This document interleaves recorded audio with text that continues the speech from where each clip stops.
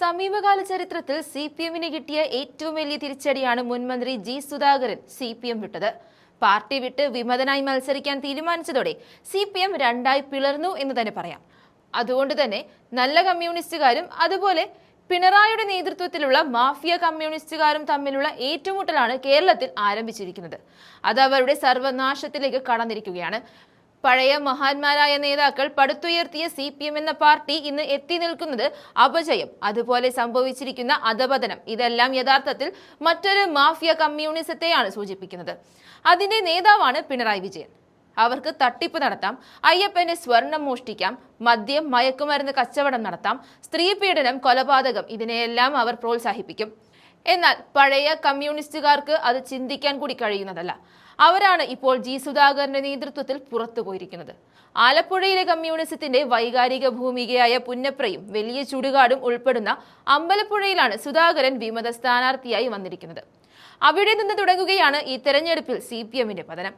അമ്പലപ്പുഴയിൽ സ്വതന്ത്ര സ്ഥാനാർത്ഥിയായി മത്സരിക്കുമെന്ന് മുതിർന്ന സിപിഎം നേതാവ് ജി സുധാകരൻ പ്രഖ്യാപിച്ചതോടെ അത് അമ്പലപ്പുഴയിൽ മാത്രമല്ല, കേരളത്തിന്റെ എല്ലാ ജില്ലകളിലും തിളച്ചുമറിയുകയാണ്.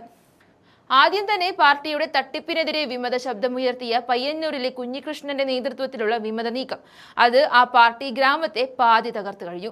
അതുപോലെ പാലക്കാട് ജില്ലയിൽ വിവിധ ഇടങ്ങളിൽ പൊട്ടിപ്പുറപ്പെട്ട വിമത യോഗങ്ങൾക്കും പ്രതിഷേധങ്ങൾക്കുമൊപ്പം ഐഷ പോറ്റിയെ പോലുള്ള പോരാളികൾക്കും എല്ലാം വലിയ ആവേശമാണ് ജി സുധാകരന്റെ വരവ് നൽകിയിരിക്കുന്നത്. അവരെല്ലാം ചേർന്ന് ഒന്നിച്ച് ഒരു പാർട്ടി ഉണ്ടാക്കിയാൽ ഗൗരിയമ്മയും എം.വി. രാഘവനും പിളർത്തിയതിനേക്കാളും ശക്തമായി സിപിഎം പിളരാനാണ് സാധ്യത. ഒപ്പം നല്ല കമ്മ്യൂണിസ്റ്റ് എന്നും തട്ടിപ്പ് കമ്മ്യൂണിസ്റ്റ് എന്നും തമ്മിലുള്ള ചേരിതിരിവ് വ്യക്തമാക്കാനും അവർക്ക് കഴിയും.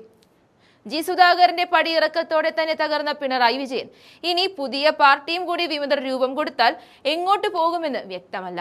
അത്രയ്ക്കും വലിയ തിരിച്ചടിയാണിത്.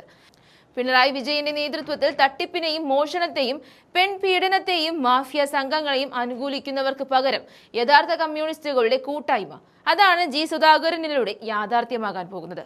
75 വയസ്സുള്ള സുധാകരനെ പരിഹസിച്ച പാർട്ടി സെക്രട്ടറി ഗോവിന്ദൻ 80 വയസ്സ് കഴിഞ്ഞ പിണറായി വിജയനെയും പൊക്കിപ്പിടിച്ച് നടക്കുകയാണ്. ആ പരിഹാസമാണ് ജി സുധാകരനെ പാർട്ടി പിളർത്താൻ തന്നെ നിർബന്ധിതമാക്കിയത്. യഥാർത്ഥത്തിൽ മാഫിയ സംഘങ്ങൾ പിടിമുറുക്കിയ പിണറായി കമ്മ്യൂണിസത്തെയാണ് വലിച്ചു കീറുന്നത്. പണ്ട് മുതൽക്കേ തന്നെ വി.എസ്. അച്യുതാനന്ദനെ തകർക്കാനും നശിപ്പിക്കാനും നോക്കിയ അതേ രീതിയിൽ തന്നെയാണ് ജി സുധാകരനെയും പിണറായി സംഘം നശിപ്പിക്കാൻ തീരുമാനിച്ചത്.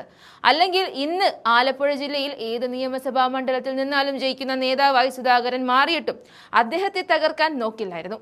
ഏതായാലും ഇത് പിണറായി കമ്മ്യൂണിസത്തെ മുളയിലെ നുള്ളിക്കളയാൻ വി.എസ്. അച്യുതാനന്ദൻ പണ്ടേ ഇത് ചെയ്യേണ്ടതായിരുന്നു. കുറച്ച് വൈകിപ്പോയെന്ന് മാത്രം.